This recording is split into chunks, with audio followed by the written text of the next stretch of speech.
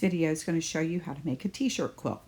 In this portion of the video, I've started off by putting the squares together, and they're in number order for me, so I have to make sure that I'm putting the corresponding numbers together and sewing them.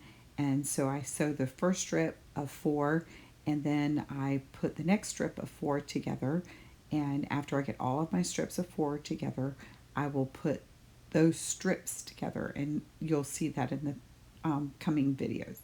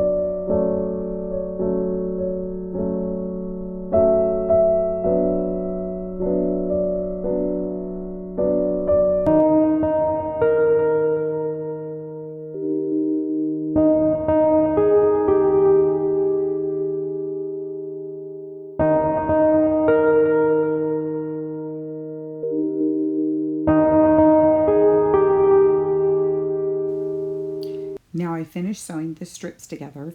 Before I do anything else, I'm going to iron all of the seams flat for all of the strips.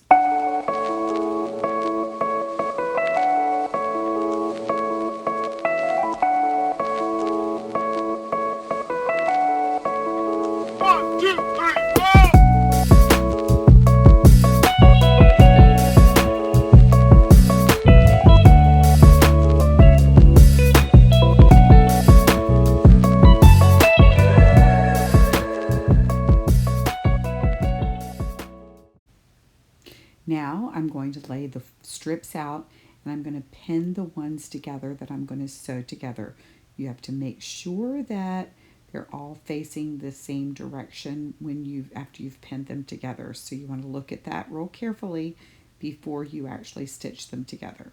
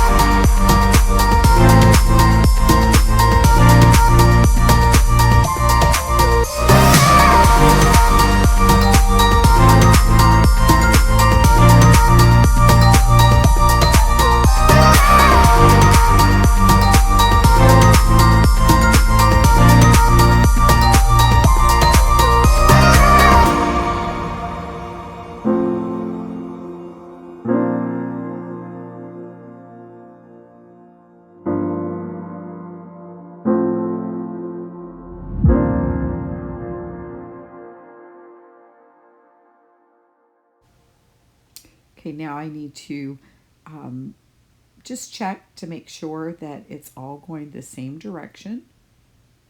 And it is. And then I'm going to flip it over and I am going to iron the seams flat on the back before I try to lay it with the fleece.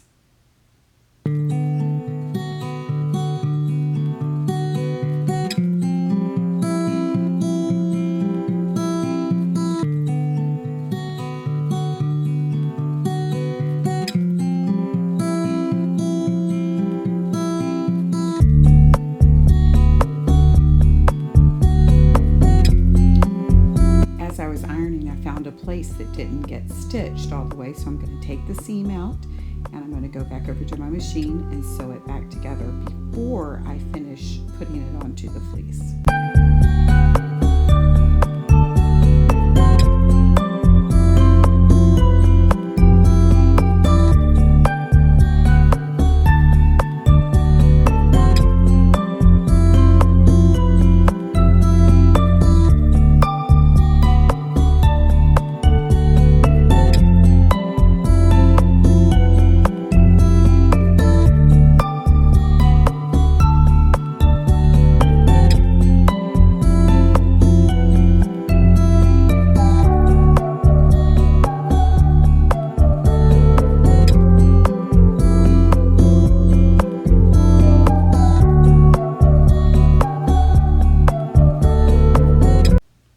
Now I will embroider names on the fleece before I attach it to the actual quilt.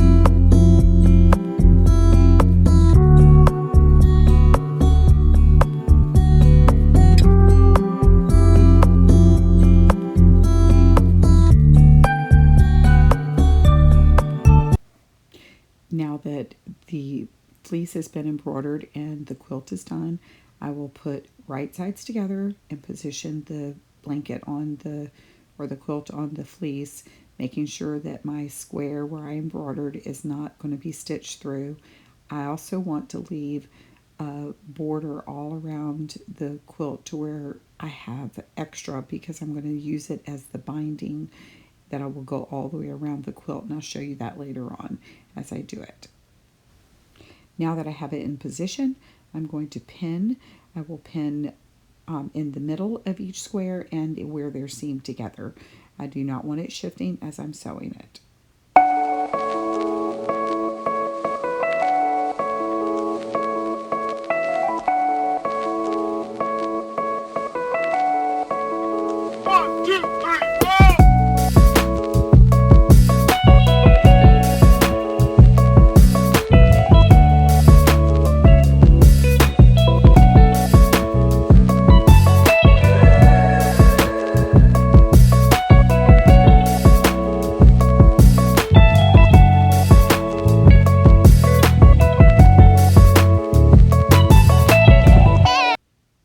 Now I'm just going to cut some of the excess fabric off from around the quilt.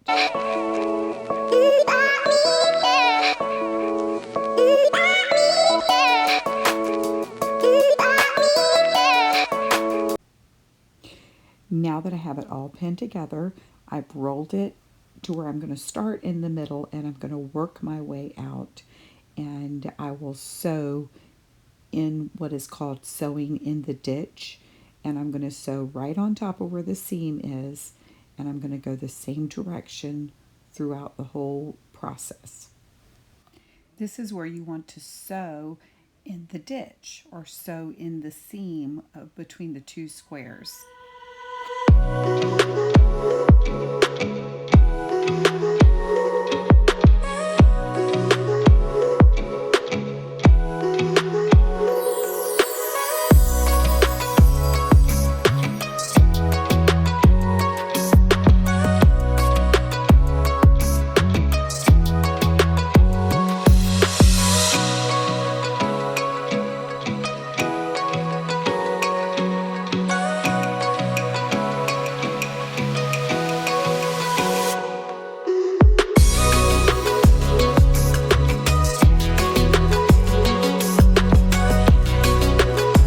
You'll want to refold your blanket after you finish each row before you start sewing the next one.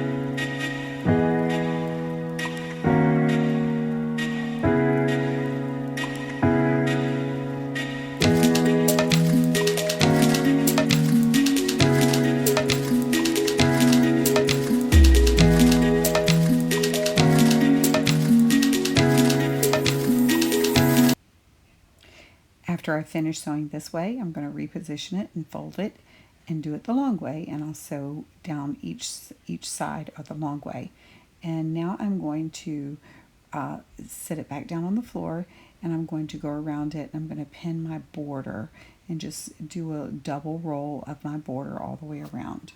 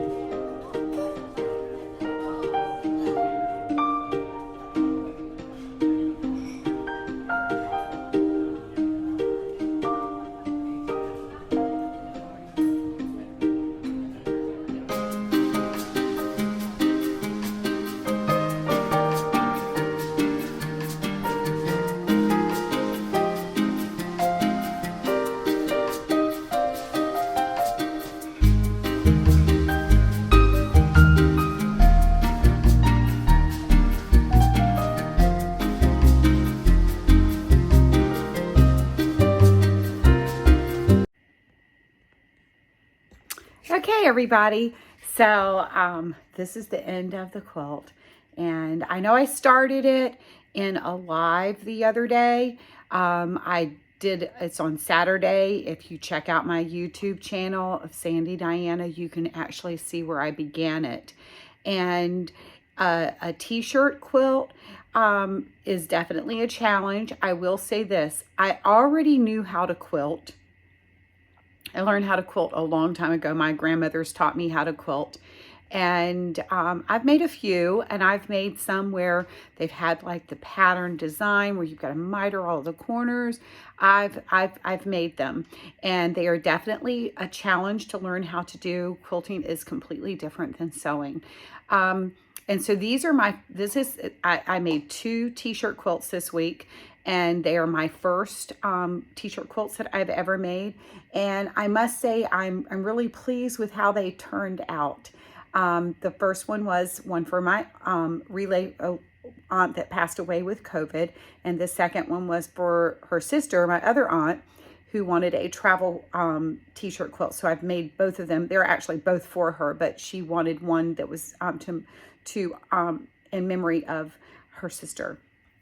So I'm going to show you the finished product of both of them. And I'll talk when I edit the video. I'm going to talk over to kind of step you through the different steps that I did. Before you jump out and try to make a t-shirt quilt on your own, really think about the dynamics of the knit. Quilting with knit is completely different than quilting with cotton because it stretches and it moves, and you might get real frustrated with trying to keep everything in line. And so hopefully through this video, I can kind of step through. I actually watched a bunch of videos before I started this t-shirt quilt, and there's probably more than one way to do it. I'm not saying my way is the only way. This is just what worked best for me. So I hope that this really helped you a lot. So here's the finished product of this particular quilt. And I'm going to just kind of like talk through some of what I did on the quilt. So this one is 4 by 5, meaning there's 4 squares across. There's 4 squares across. And let's see if I can figure this out a little bit better. I really want you to see it. So there's four squares across this way, and then there's 5 squares down. And that's something that you should plan out. And my aunt that wanted this made, she actually planned out the how she wanted each one of them to go on and in the order that she wanted them to be. So I did not use that. I didn't make those decisions for her. So I don't know how much of it you can see from there. Pull it a little bit more.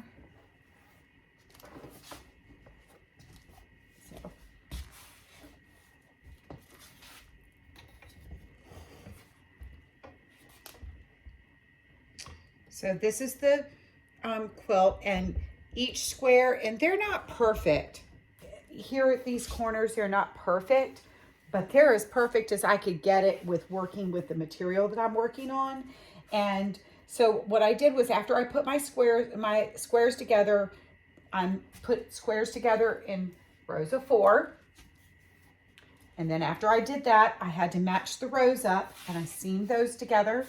And then so I did it this direction first, and then after that, then it was all stable, and I came down and I sewed them. Now I know in there you might be wondering when you're watching the video why I kept rolling it up and why I wouldn't like turn the quilt around and do it one way. Well, I've done a quilt like that before, and for me, I find it works best this way, because otherwise when you're doing this, they end up shifting and going different directions, the dynamics of it as you're sewing it, because the sewing machine's pulling it one way when you're going one direction, and it pulls it the opposite way when you're going the opposite direction. So I didn't want that to have that look. So I know you saw how I rolled all of this. I put like a double 1-inch hem. And of course you can still see the seam where I seamed it together, but I just had to do that. So the back isn't near as pretty as the front, but it is functional. I mitered all of the corners. I did show you how to do that mitering of that corner. I'm gonna trim that little string right there. I did show you how I mitered each one of the corners, and I think they come out really nice the way they are mitered. And I'm gonna show you the back of it because I think the back of it is just as pretty. So this is what I wanted you to understand, was that you want it to lay flat on the back of your quilt also. You do not want it to be all bunched up and going different directions. So before I quilted it, and I wanted this to go in the center, and then I realized because I had 4 across, what was going to happen is I was going to sew right down the middle of my embroidery. So if I planned it out the next time, I would probably measure it so I could make sure that that would have gone evenly in that square. But I don't really think that matters. But that's her quilt. I put my little, you can put your little label on it, and then that's it. That's this quilt, and it's lightweight. I use fleece on the back. I did not put a traditional quilting batting in between the quilt because I felt like that the t-shirts, between the t-shirt and the fleece, it's heavy enough. It's heavy enough between the t-shirt and the fleece. And it's probably not going to be really used for as a blanket per se. But, you know, who knows? If you did want to use it as a blanket, you could. You could use it as a blanket if you so choose. Just going to fold it up.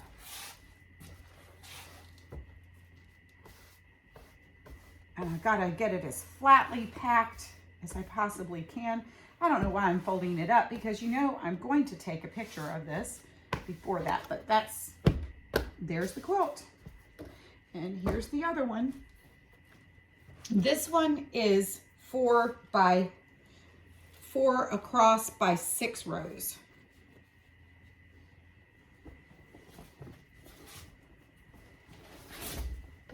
My aunt was a breast cancer survivor,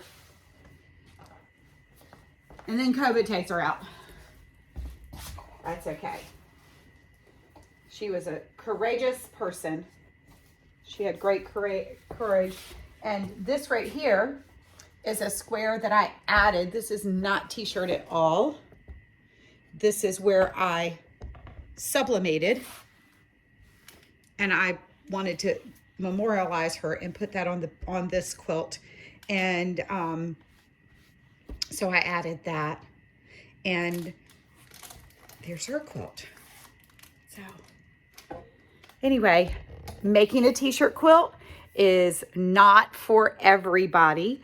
You know, but it's something that if you have all these old t-shirts and it's like you hate parting with these t-shirts because they're your favorite and they came from favorite places, great idea to put them together. My daughter and her husband, they actually got a t-shirt quilt as a wedding present.